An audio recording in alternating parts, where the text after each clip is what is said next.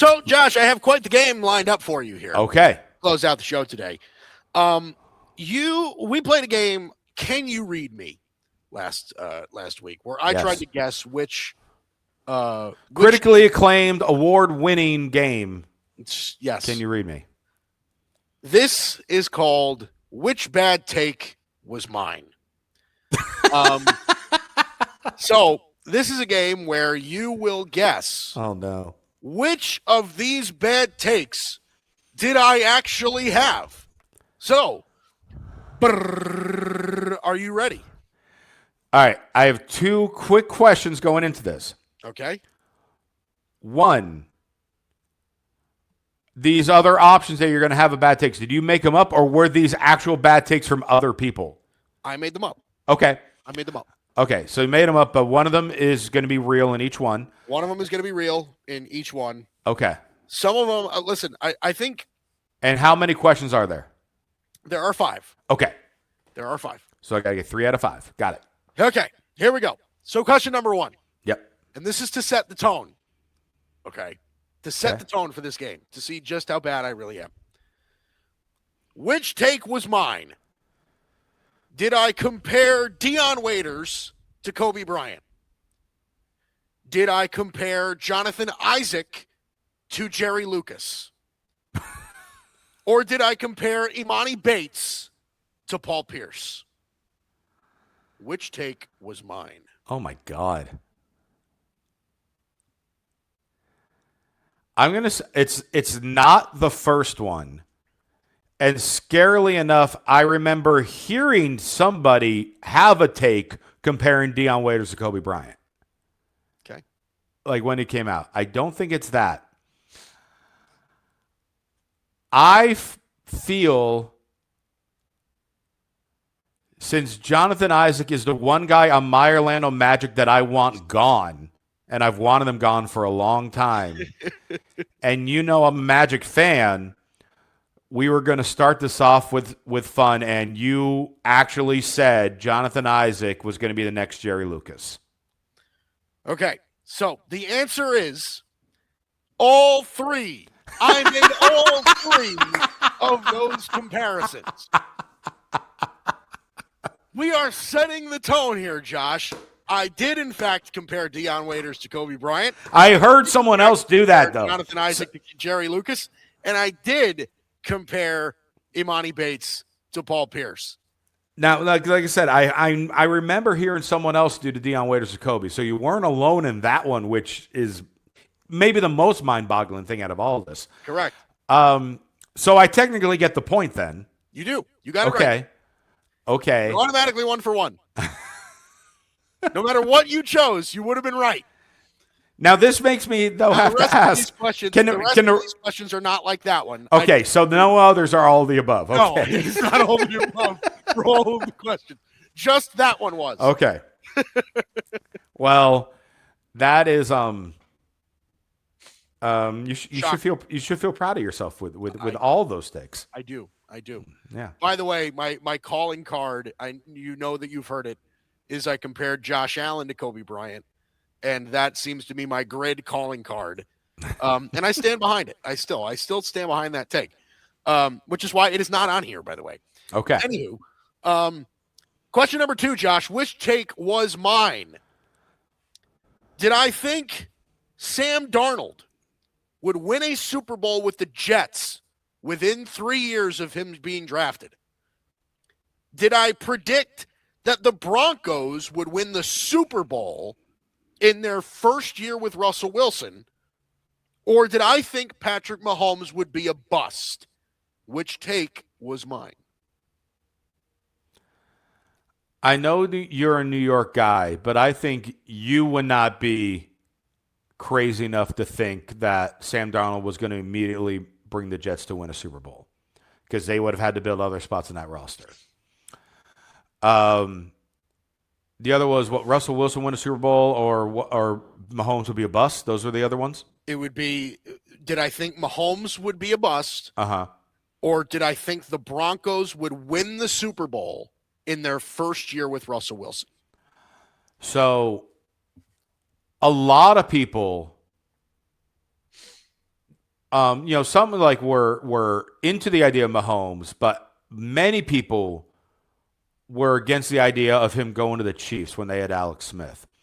So I don't think that would have been a quote unquote hot take at the time. Russell Wilson to the Denver Broncos, who already had a decent defense, and Russell Wilson with a chip on his shoulder trying to prove things. Mm-hmm. You thought the Denver Broncos were winning the Super Bowl as soon as Russell Wilson said, "Let's ride." I certainly did. Yes. I predicted the Broncos would win the Super Bowl in their first year with Russell Wilson because my main reasoning was because I thought that was going to be the trend in the NFL. Because the year previous, Matthew Stafford went from the Lions to the Rams and won the Super Bowl. Gotcha. I thought Russell Wilson would have the same effect with the Denver Broncos. So that one, you are 2 for 2, Josh. Congratulations. It's going well. It's doing 2 well. for 2 with an asterisk because I essentially gave you the first one. But hey, you're the one who wrote the questions. I did. No, it's my fault. No, but listen, I'm encouraging you to win here, Josh. Okay. Question number 3. Which take was mine, Josh? Did I think Josh Rosen was better than Josh Allen? At the time. Yeah. Did I think Josh No, today. Rosen You think Josh Rosen? Today. Josh Rosen is a much better realtor than Josh Allen. Did I think Paxton Lynch was the best quarterback in his draft class? Or did I think RG3 was better than Andrew Luck in his draft class? Well, I'm going to rule out the RG3 Andrew Luck one because a lot of people were going back and forth with that one to begin with as far as, do you want the better athlete or maybe the better arm? So I wouldn't even consider that one to be a hot take. The other one, so Paxton Lynch, best quarterback of his draft class. Of his draft class, which was Jared Goff, Carson Wentz. Thank you, because I was going to be my follow-up as far as what year. Okay, that's all I need to know with that one. And then give me the other one more time. Did I think Josh Rosen was better than Josh Allen? I can certainly see you saying both of those. That's tough. and here's the thing. And this is my weird strategy looking into this game. My brain wants me to say the answer was Paxton Lynch being the best in the draft class. However, I feel like you would not have the Denver Broncos affiliated with 2 correct answers in a row. Okay. Interesting. So I'm going to say that you had the audacity to say Josh Rosen was better than Josh Allen. Josh, I did not think Josh Rosen was better than Josh Allen. Was it the Paxton Lynch? Think Paxton Lynch. Yes. I knew I should have went with my brain. I knew it. In love with Paxton Lynch's arm in the 2016 draft. I was in love with it. Boy, did I love Paxton Lynch coming out of that draft. I just didn't think you would put the Denver Broncos as the correct answer twice in a row. But again, it made honestly, that take to me made the most sense of a hot take that had a valid reasoning behind it. Because I remember being excited to see what Paxton Lynch could do also. I knew I should have went with my brain there. Well, my stupid, oversized gut. That's all right. Listen, you're 2-1. All you got to do is get one of these next 2 right, and then you're good. But I wanted to brag and sweep. Listen, it's okay. It's okay. It's a tough game. I'm trying to do all these takes are bad, and I'm trying to do this for the Swifties, so I can't let them down. Just how stupid I can be. So here we go. Question number 4. Which take was mine? I thought the Colts should have passed on Andrew Luck to take Trent Richardson? Did I think that Markelle Fultz would be at James Harden's level? Or did I think that Trey Lance was better than Trevor Lawrence? Which take was mine? So the Colts passing up on Andrew Luck and RG3 would have been the most bizarre thing you could have done at the time for that franchise, since they just lost Peyton Manning and you knew they needed a quarterback. Right. You can have hot takes. There's no way you were that dumb. And if you were, I need to talk about a new co-host. But Markelle Fultz being like the next James Harden, and I'm sorry, the third one more time. I thought Trey Lance was better than Trevor Lawrence. Better than Trevor Lawrence in the draft. Yeah, not now. You sure? Obviously, a lot of people were very high in Trey Lance, hence the Niners making that crazy trade to move up to get him. So I wouldn't be surprised if you felt that he was overall even better than Trevor Lawrence. Markelle Fultz being the next James Harden. I mean, obviously he was the number one pick at the time for a reason. And at that time, so that would have been what, like maybe 2015, 2016 that Markelle Fultz was drafted? 2017 was 2017. So yeah, so at that point, Harden's been well established in Houston. And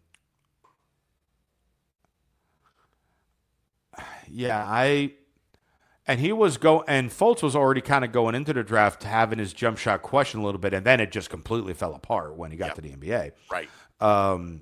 So I don't think because of the way he was shooting the ball, you would have thought he would have been as explosive as James Harden. So I'm gonna go. You thought Trey Lance would have been better than Trevor Lawrence. Josh, I did not think Trey Lance. Oh my God. In fact, I guess you're going to need a new co-host. I thought the Colts would pass up with no quarterback at all to get Trent Richardson. With no quarterback at all. Well, you thought they would pass. Peyton was still there. At the time, Peyton Manning was still there. And I thought they really needed a running back. So I thought, keep in mind that by the time the 2012 draft was going on, I was 15 years old. And I thought that Andrew Luck made no sense. Well, not that he didn't make any sense, but I thought they have Peyton Manning. Why do they need another quarterback? Go get yourself the running back that you desperately need. Okay, so this was the one mistake that I made with this. I forgot how young you were. Yeah. Because at age 15, I wouldn't have known any better either. I would have thought, everyone's fine. They're not going to get rid of Peyton Manning. Why would they do that? Right. Oh. Yep. So I thought the Colts should have passed on Andrew Luck. All right, hold on. To draft Trent Richardson, who ended up being a catastrophic bust, by the way. I'm opening up Indeed as we speak to post for a new co-host. Yeah, what did you get yourself into? I can't provide benefits. Pay questionable. Must have good internet connection. That's really the only requirement at this point. Right. Must be able to speak English. Well, I mean, maybe. Yeah. I mean, I want this show to go, be recognized globally. So I'm not opposed to that. It's true. Yeah. Listen. Okay. All right. It comes down to this. You are 2-2. Oh boy. To get this one right. Which take was mine, Josh? This one does not have to do with sports. Has to do with poker. Okay. Yep. Which take was mine? Bluffing is stupid. In poker, bluffing is stupid. In poker. These are poker choices. Oh, all are poker related. Okay. They're all poker related. Okay. Bluffing is stupid. Ace King is a terrible hand. Okay. Or always value bet the math players.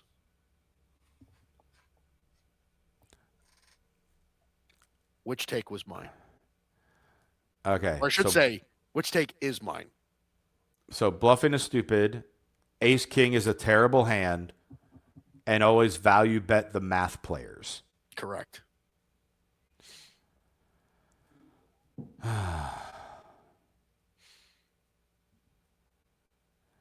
It's tricky because obviously we have not played poker together. We have not played poker together, correct. Which we will someday. Because you're the type of person that I could see if you attempted to bluff, your face would just get so red. That's why you feel it's stupid, because you know you can't win trying to bluff because everyone can catch you bluffing.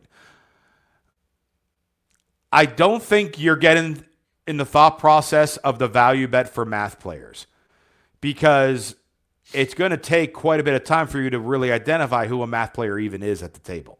Mm-hmm. That's true. So I got it between the bluffing and the Ace King. And you're saying Ace King is not a good hand. There are a lot of people that also don't like Ace King, because they say, since Ace King's not a pair, why are you raising it like it's a pair? So I don't know if that would be considered a hot enough take.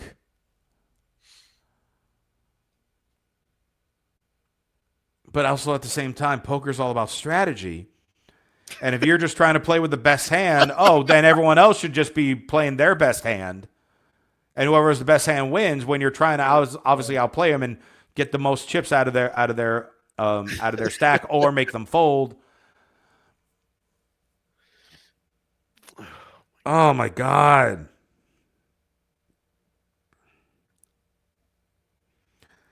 I think you went to Bleacher Report for this one to just do the basic setup, and you said Ace King is not a good hand. Josh, congratulations. Ace King is a terrible hand. Ace King is a terrible hand. Suited, non-suited, doesn't matter. Ace King is a terrible hand.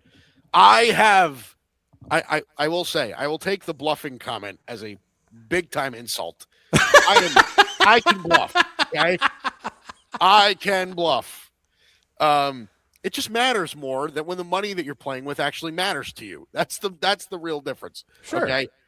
I actually am not against value betting math players, but you're 100% right in the fact that I play against very few math players as it is, that I don't ever really get a chance to value bet any math players because I don't ever play against them.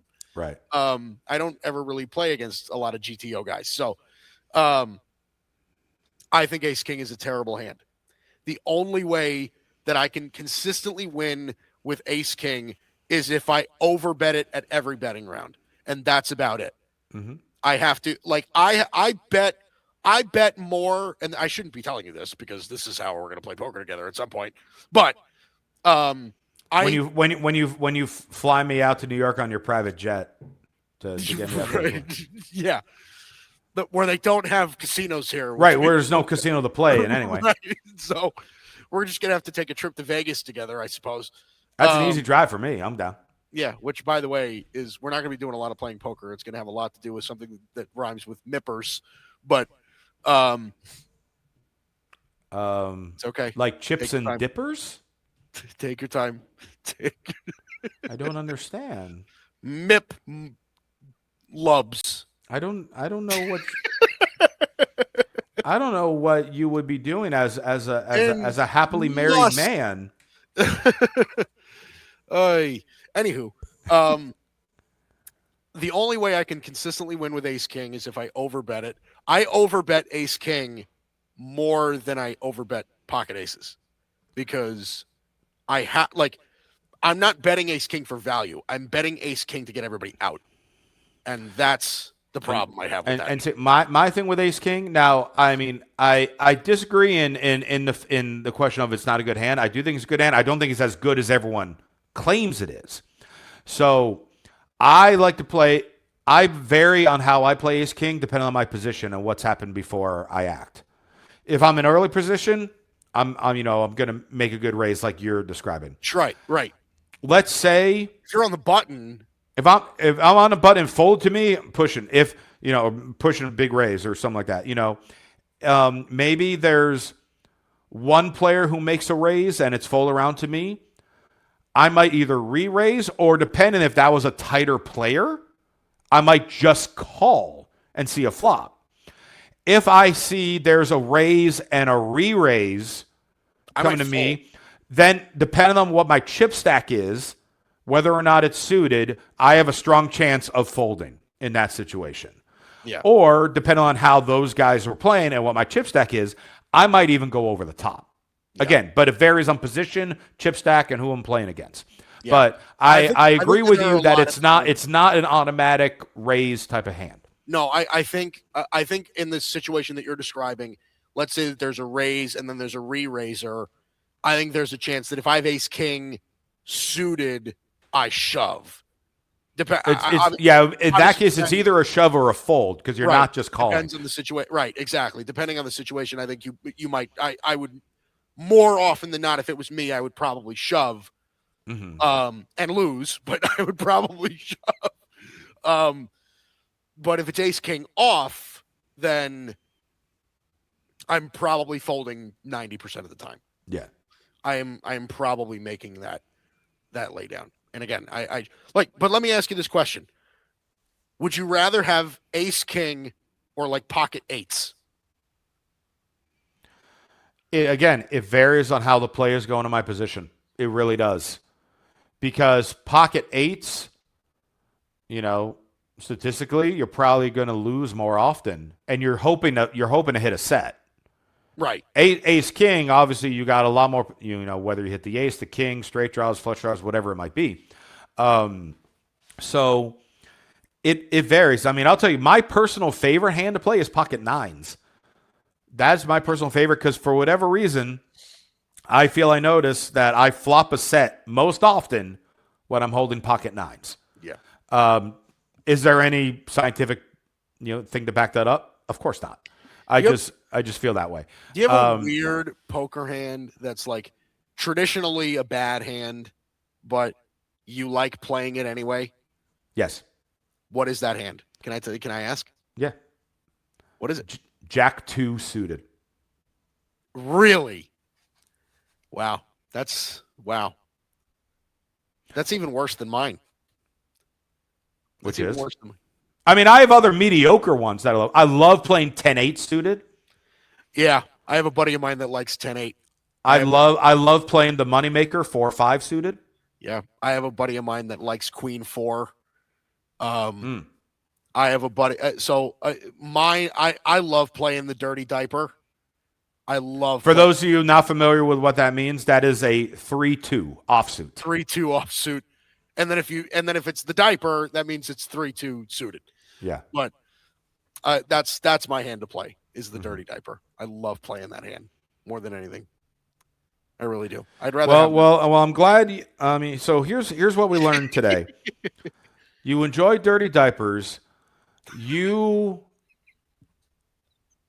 somehow felt the Colts didn't need a quarterback after Peyton Manning broke his neck, and they should get a running back instead. You think your best trade idea is something you blatantly stole off of Bleacher Report. That is not true. I did not steal that. And on top of everything else, you stand against Swift Nation. These are what we learned today. You have turned into an all-around villain. I know. I'm evil. I really am. I'm an evil. And I'm here to save this show. You're the hero that the world needs, Josh. I am. You're the hero the world needs. Not all heroes wear capes. Some wear this goofy little headset.